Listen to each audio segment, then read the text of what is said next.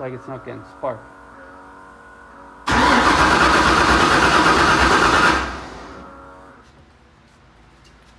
Right? I don't think the MSD's on.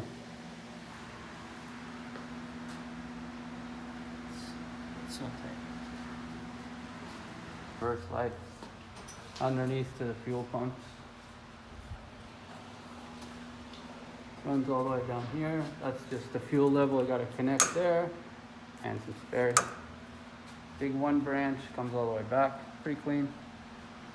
And the front has got two harnesses, a chassis and an engine. And now we just got a final fit. The dash is all finished. Just all this chassis side of the cab that gets cleaned up.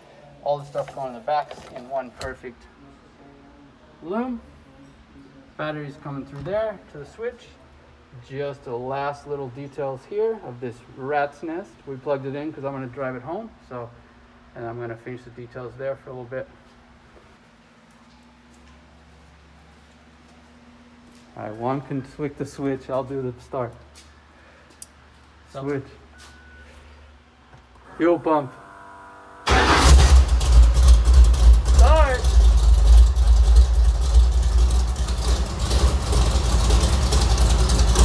First start. Kill it.